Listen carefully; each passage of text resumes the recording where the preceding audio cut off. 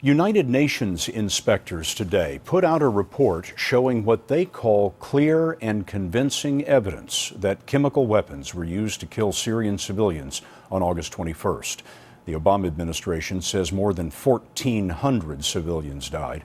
The UN report says the nerve agent sarin turned up in 85% of the blood samples tested. The inspectors did not assign blame, but America's UN ambassador said only the Assad dictatorship could have carried out such a large-scale attack. After the attack, as you'll recall, President Obama threatened military action to punish the Syrian government, but under a compromise worked out with Russia to head that off, the Syrians agreed to give up their chemical weapons by the middle of next year.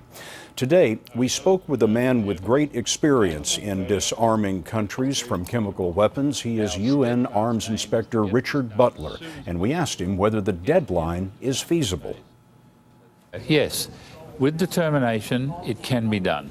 But that would require what level of cooperation from the Syrian government? Just about total. This is a basic point I would want to make to you, Scott. There's one thing that's key, one thing that's absolutely key.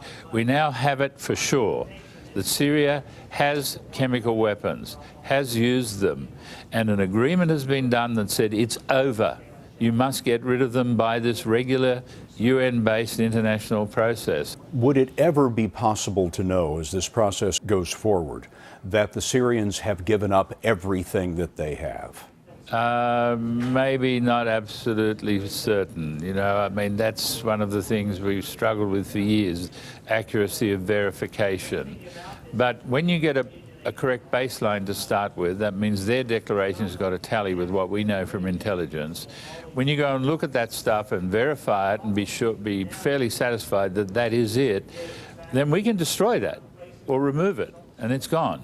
This is serious. This is really serious, as the framework agreement from Geneva sets forth. And if they've got half a brain in Damascus, they'll see that and they'll cooperate with it. If they don't, then there's going to be serious trouble.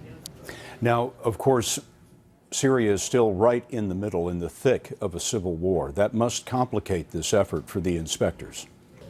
Absolutely. Securing the inspectors will be paramount. Securing the sites that they visit will be tremendously important. Bear in mind, public declaration of where these sites are and what they contain is a declaration that will be taken note of by the rebels. We've not had to do this kind of thing previously in the thick of a civil war. All of this can work, in your estimation, as long as you have 110% cooperation from the Syrian government? Absolutely. Richard Butler, thank you very much.